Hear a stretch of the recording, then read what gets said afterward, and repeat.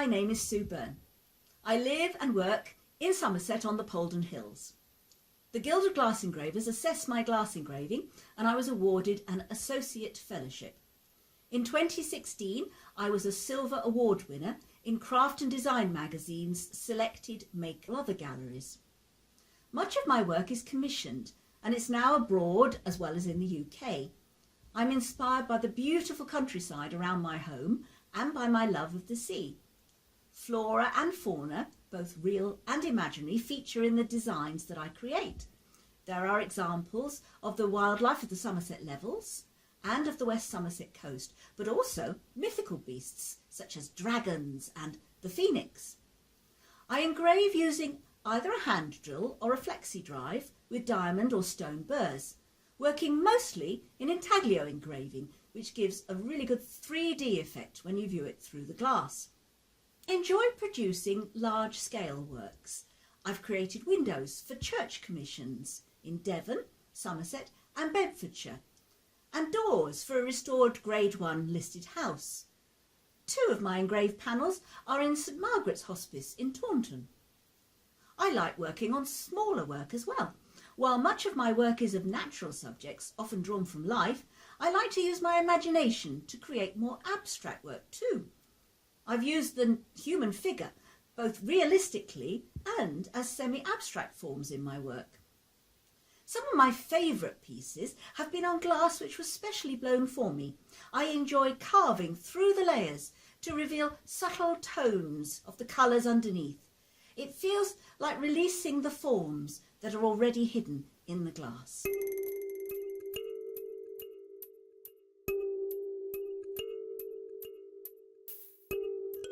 We went up to Jenny Cliff because it has beautiful views of Plymouth. I spend my life around this area, particularly with my little girl Erin. I can kind of map out the last 10 years of my life, really. I can see where I've worked, where I got married, where I've lived, where I've studied. There's just lots of fantastic memories, and that's where I get my inspiration from. I tend to make my wire models in the evening. It might be that I have a particular theme that I thought of during the day when we've been out and about, or it might be something that I've been thinking about for some time. Sometimes I know exactly what I'm aiming to make. Other times it really is just sitting down with the materials and working through and playing with them and seeing what they want to do, but the scenes come together. I'm not a big drawer in terms of pencil and paper, but I can draw with the wire. To me, because of the copper that I use, it's too fragile and too temporary. Part of the glass for me is it encapsulates and holds the wire into position. It also brings the wire models to life. That's especially true in things like the washing line pieces, where it really looks like there's a breeze through the washing. So I'll build up a collection of small wire doodles and I take those to Tyne Valley Glass, which is in Bovey Tracy, and it's a small-scale commercial blowing studio. When I get there, I have my trays of sand, casting sand, so I have to prepare it first to make sure that it's at the right consistency and the right moisture level. I have various formers which I've either made or found over the years. I use those to make an impression into the sand, a little bit like a negative sandcastle. I also use twigs and leaves and dry those out, and then I break those up and put them into the background. When we pour the molten glass on, they burn away pretty much immediately, but they just leave a slight ghostly form in the background. Richard gathers glass on the end of the ball iron and pours that into the impression in the sand to about half. I have 2 pairs of tweezers and it's really quite hot at this stage, and I place the wire model onto the glass. I have to be pretty quick at that stage, and then Richard tops it up with glass and we go from there. Sometimes I find that I can draw into the sand quite nicely and it does what I want it to do, and on other days it really doesn't, and then I end up with simpler backdrops, which actually I think I probably prefer those ones. I create the trees using a mixture of copper and brass. The brass takes about a count of 5 after the second layer of glass has gone on before it begins to come to life and to bubble up and create the foliage. Sometimes it goes crazy and it creates lots of bubbles. I love the fact I haven't got any control over that. We then take out surface imperfections with a gas torch. Actually, I quite like to have some bubbles in there, but if there are any that are too close to the surface, then we take those ones out. And the pieces go into a leer, which is a special sort of kiln where they cool at a controlled rate so that there are no stresses or strains in the glass, so that it won't crack, and they come out a couple of days later. It's generally about a week or so later, maybe longer, before I then get back to the workshop again. It's such an exciting moment to dust the sand off and see what I've got. And some pieces don't work. I can then cold work them so that I can tweak them and change them. It's very satisfying when you can save something. I can cut bits off, or I can grind and polish areas. Some of them do what I expect them to do, and then others, quite often the ones where on the casting day I think they've gone wrong, those will be the ones that are my favourites, and they've done something different that I wasn't expecting. So I really enjoy that unexpected side of things. The washing lines were the first pieces that I made. They were inspired by a train journey from Plymouth up to Calstock.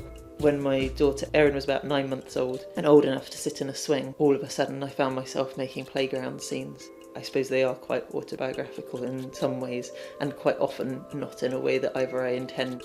I found it quite interesting before seeing people handle them, that they really wouldn't notice a lot of the background detail. They'd notice the metal inclusion, but they wouldn't realise that there was all this texture going on in the background until they'd actually held it. I'm particularly interested in that idea that different people will see different things in them. Sue Nadorf here. I've already said that a lot of my inspiration is from the natural world, whether it's landscapes or natural objects. But I must say that most of them end up as semi-abstract images, or sometimes totally abstract. I do like ambiguity in all aspects of art. I read a lot of literature and I like stories that often have an ambiguous ending. And I try and introduce that ambiguity into my work. Sometimes people look at pieces and say, is that a seascape, a landscape, or is it something else altogether? And I must say, I think that adds a little bit of mystery. One of the fabulous qualities about glass, obviously, is the colour. The colours of glass in themselves are beautiful, but once you combine them, the effects are just amazing. And of course, then you've got the light, the effects of light reflecting off it, light passing through it. And I think one of the beautiful things is that with a finished piece of glass, you can put it in one part of a room, move it to just another part of the room where the light is different, and you get a completely different effect. And again, I think that adds to the ambiguity and the mystery almost of a piece of work.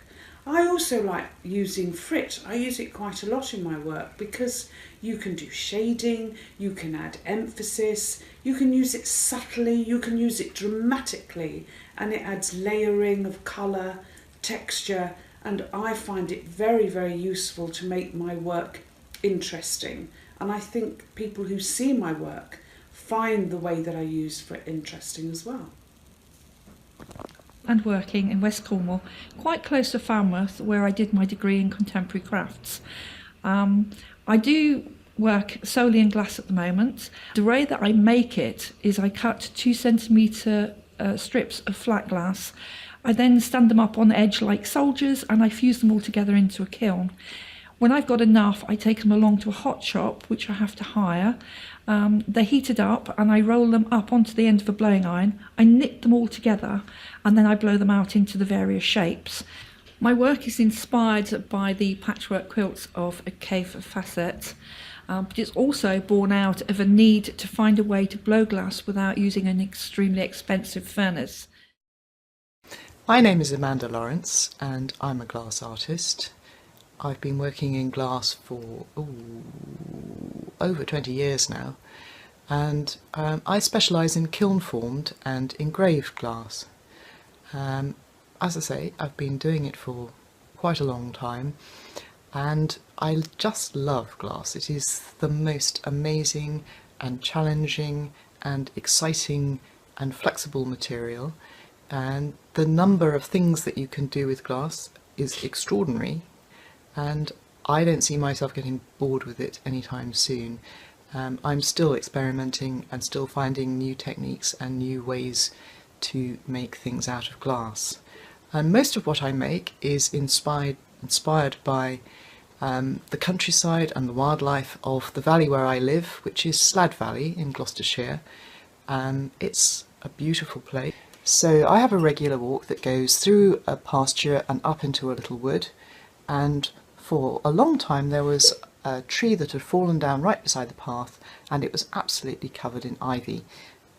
Most intricate patterns completely wrapped around the trunk of this tree. And then one day I walked past and suddenly realised that the tree had completely rotted away, and all that was left was the ivy, but it was still in the shape of the tree. So that was one of the reasons why I hadn't immediately noticed it. It was as though the tree was still there. I would love to have taken that thing home. It was absolutely beautiful, this sort of filigree creation of ivy stems, but it was quite fragile, and to be honest, it looked better sitting where it did by the path in the natural environment. So instead I came back and made a piece of glass. So this was it. I don't think I can get the entire piece into the frame, but you get the general idea.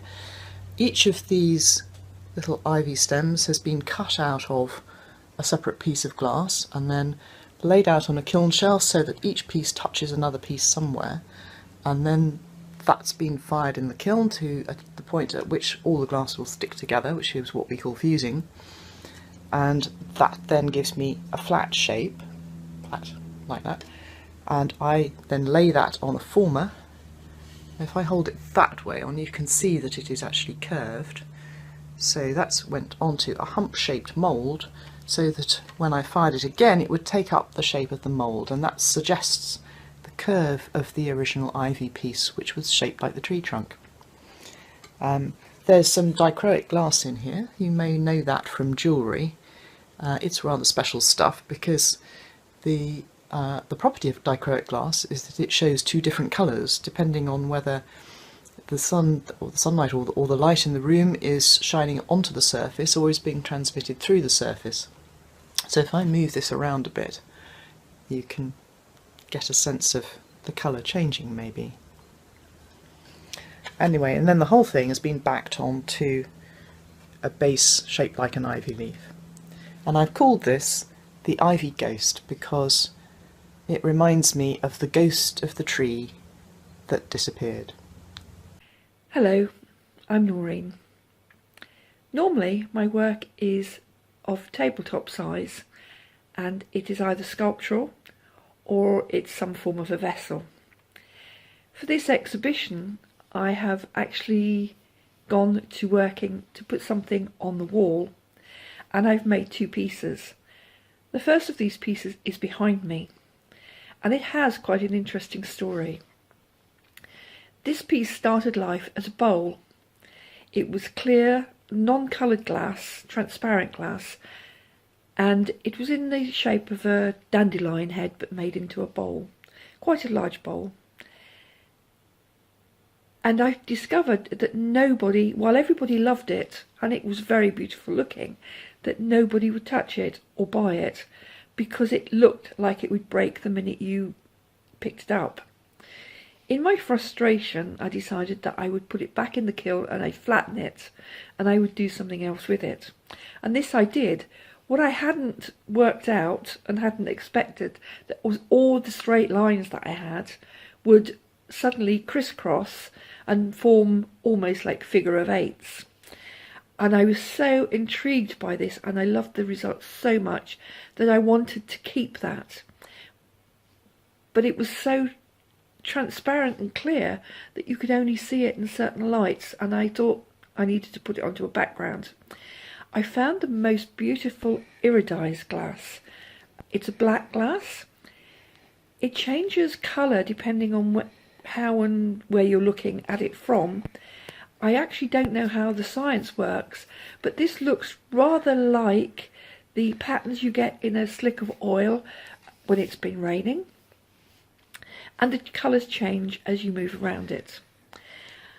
I put my flattened dandelion onto this beautiful piece of glass, and I surrounded it with a lot of frit to make it look like a flower head.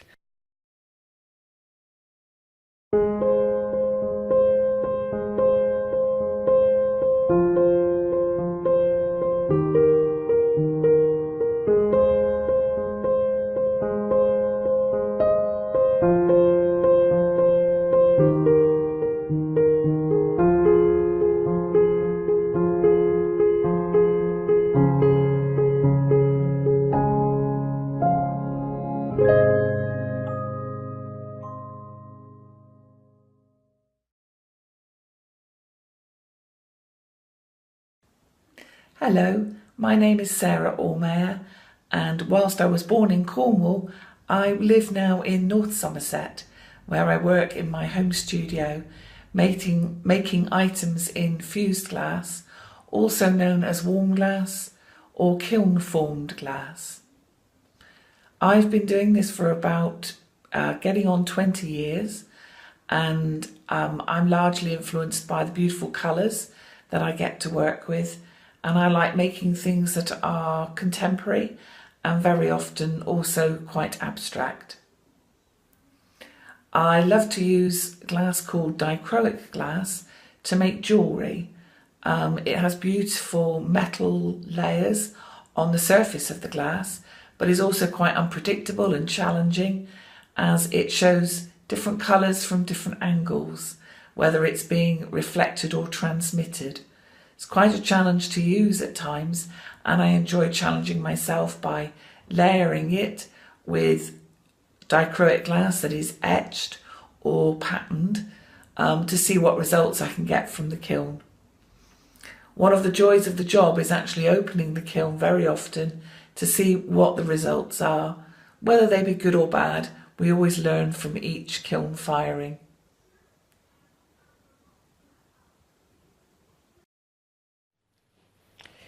Hello, I'm Noreen. Behind me you'll see another piece of my art which was made to go on the wall.